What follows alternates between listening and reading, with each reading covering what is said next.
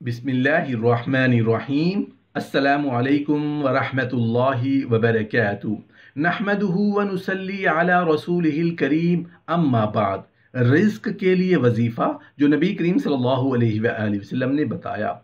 मट्टी का सौदा करोगे तो गोल्ड की कीमत मिलेगी। मोहतरम नाजरीन, आज इस वीडियो को बहुत गौर से देखिएगा कि आज मैं आपको कुरान और हदीस की रोशनी में इंशाअल्लाह कारोबार में, रिस्क में बरकत के तरीके और किन चीज़ों से रिस्क कम हो जाता है, मसाइल आते हैं के बारे में बताऊंगा। एक मरतबा एक सहाबी नबी करीम सल्लल्लाहु अलैहि वसल्लम की खिदमत में हाजिर हुआ और अर्ज किया, या रसूल अल्लाह सल्लल्लाहु अलैहि वसल्लम, मुझसे दुनिया ने पीठ फेर ली है। यानी मैं जिस काम में हाथ डालता हूँ वो काम ठप हो जाता है, मेरे पास पैसे ही नहीं आते, कोई माल ही नहीं आता, परेशान हूँ, कोई तरीका बताएं। तो रसूल अल्लाह सल्लल्लाहु अलैहि वसल्लम ने क्या वजीफ़ा बयान फरमाया। मोहतरम नाजरीन, रसूल अल्लाह सल्लल्लाहु अलैहि वसल्लम ने उस सहाबी को रिस्क के लिए क्या वजीफ़ा बताया वो भी इंशाअल्लाह हम आपके साथ शेयर करेंगे। लेकिन उससे पहले एक और सहाबी का वाक़या ज़रूर सुन लीजिए। रसूल अल्लाह सल्लल्लाहु अलैहि वसल्लम ने अशरा मुबशरा, जिनको एक ही जगह पर सबको जन्नत की बशारत दी, वहाँ सिर्फ सारे कुरान के कारी तो नहीं थे, वहाँ अब्दुर्रहमान बिन औफ का भी नाम है, क्योंकि उस शख्स को अल्लाह ने ये सलाहियत दी थी कि अल्लाह के दीन की सरफराजी, अल्लाह के दीन की तरवीज के लिए, रब की रज़ा के लिए जो सलाहियत मेरे पास है वो माली सलाहियत है। मैं उस सलाहियत को अल्लाह के लिए वक्फ करने में कोई बुखल नहीं करूँगा। हैरानगी की बात यह है कि एक ही वक्त और एक मजलिस में 2.5 किलो दरहम अशरफियाँ अल्लाह की राह में पेश करते थे। और जब उम्रा करने आए लोगों की भी ख्वाहिशें होती हैं, देखते हैं कि ये बहुत लकी इंसान है, दुआएं क्या करता है। जो ही बैतुल्लाह का तवाफ शुरू किया तो वो शख्स साथ साथ ये सुनने के लिए बेताब था कि वो दुआएं कौन सी करते हैं जिनकी बरकत उनको मिलती है। ये मट्टी का सौदा करते हैं तो सोने का भाव मिल जाता है। उनकी दुआ क्या थी? ऐ अल्लाह, मुझे मेरे नफ्स की बुखुली से बचा। वो शख्स साथ चलने वाला कहता है कि आप अभी बुखील हैं? आप तो वो हैं जिनको अल्लाह ने इतने खूबसूरत काम करने की तौफीक से नवाजा है और आप कह रहे हैं कि ऐ अल्लाह, मुझे मेरे नफ्स की बुखीली से बचा। ये वो शख्सियत है जिनके बारे में सैयदा आयशा रज़ी अल्लाह अन्हा दुआ किया करती थी कि ऐ अब्दुर्रहमान, तुझे और तेरे बाप को अल्लाह जन्नत की सलसबील से क़यामत के दिन पिलाएगा। कितनी बड़ी दुआ है।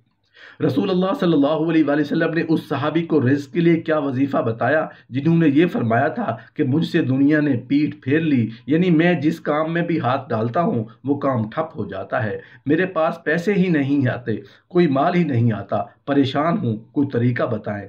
तो रसूल अल्लाह सल्लल्लाहु अलैहि वसल्लम ने क्या वजीफ़ा बयान फरमाया? वो ये था कि रसूल अल्लाह सल्लल्लाहु अलैहि वसल्लम ने पूछा, क्या तुम्हें फरिश्तों की तस्बीह याद नहीं जिसकी बरकत से रोज़ी दी जाती है? रसूल अल्लाह सल्लल्लाहु अलैहि वसल्लम ने इरशाद फरमाया कि तलुए फजर के साथ 100 बार कहा करो, सुबहानल्लाहि व बिहम्दिही सुबहानल्लाहिल अज़ीम अस्तगफिरुल्लाह। सहाबी ये सुनकर चले गए और ये वजीफ़ा शुरू कर दिया और कुछ दिन के बाद आए और कहने लगे, ऐ अल्लाह के रसूल सल्लल्लाहु अलैहि वसल्लम, इतनी कसरत से दुनिया आई है कि मैं हैरान हूँ कि मैं कहाँ रखूँ, यानी कि मेरे पास इतना माल आने लग गया। तो रसूल अल्लाह सल्लल्लाहु अलैहि वसल्लम ने फरमाया, ये फरिश्तों की तस्बीह है। दोबारा एक बार फिर आपको वजीफ़ा बताता याद कर लीजिए कि रोज़ाना फजर के बाद 100 बार पढ़ना है, सुबहानल्लाहि व बिहम्दिही सुबहानल्लाहिल अज़ीम अस्तगफिरुल्लाह। रिज़्क अल्लाह की बहुत बड़ी नेमत है। बाज़ औक़ात कुछ लोग कहते हैं कि उलमाए कराम जब बयान करते हैं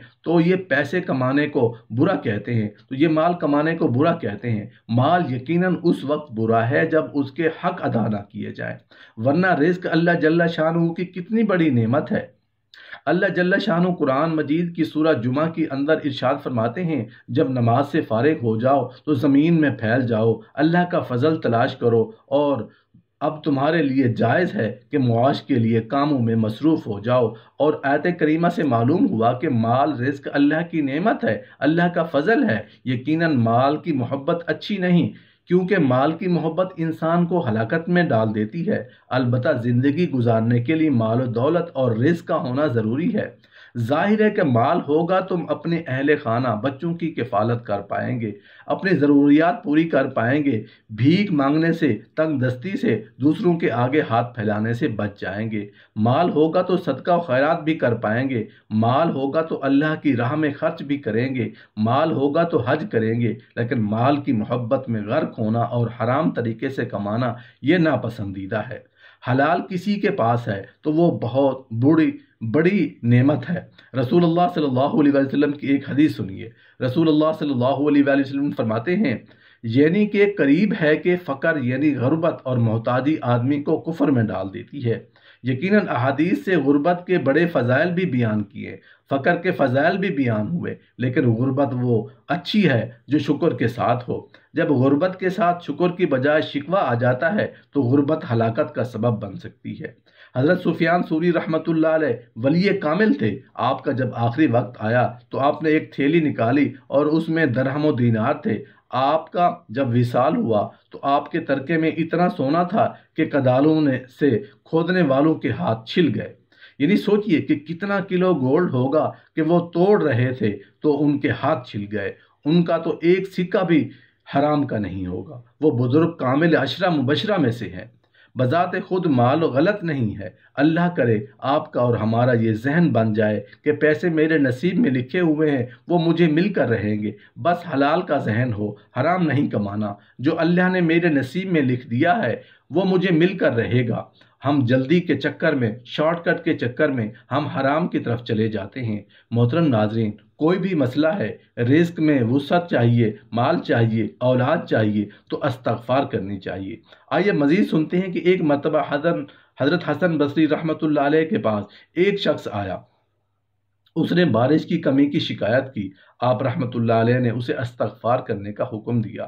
دوسرا شخص آیا، اس نے تنگ دستی کی شکایت کی تو اسے بھی یہی حکم فرمایا۔ پھر تیسرا شخص آیا، اس نے بے اولادی کی شکایت کی تو اس سے بھی یہی فرمایا کہ استغفار کرو۔ پھر چوتھا شخص آیا، اس نے اپنی زمین کی پیداوار کم ہونے کی شکایت کی تو اس سے بھی فرمایا استغفار کرو۔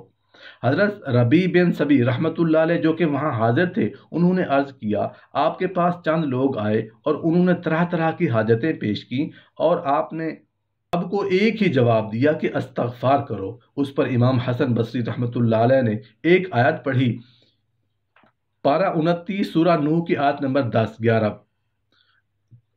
اپنے رب سے معافی مانگو، بے شک وہ بڑا معاف فرمانے والا ہے، تم پر موسلا دھار بارش بھیجے گا اور مال اور بیٹوں سے تمہاری مدد کرے گا اور تمہارے لیے باغ بنا دے گا اور تمہارے لیے نہریں بنائے گا۔ سبحان اللہ، یہ ہے برکات استغفار کرنے۔ سب مسائل کا ایک ہی حل، وہ کیا ہے؟ استغفار کرو، اپنے رب سے معافی مانگو، بے شک وہ بڑا معاف فرمانے والا ہے، تم پر موسلا دھار بارش بھیجے گا۔ خدا را استغفار کی عادت بنا لیجئے۔ استغفار کی برکت سے واقعی تنگ دستی دور ہوتی ہے، محتاجی اور مفلسی سے نجات ملتی ہے، دلوں کا زنگ دور ہوتا ہے، گناہ مٹتے ہیں، پریشانیاں دور ہوتی ہیں، مشکلات سے نجات ملتی ہے۔ جس مسئلے کے لیے بھی آپ استغفار کی عادت بنائیں گے، استغفار کا وظیفہ کریں گے، وہی مسئلہ حل ہو جائے گا۔ اللہ سے حلال رزق اور برکت والے رزق کی دعا مانگتے رہا کرو۔ اللہ جل شانہ ہم سب کو دین کی سمجھ بوجھ اور عمل کرنے کی توفیق عطا فرمائے۔ آمین یا رب العالمین۔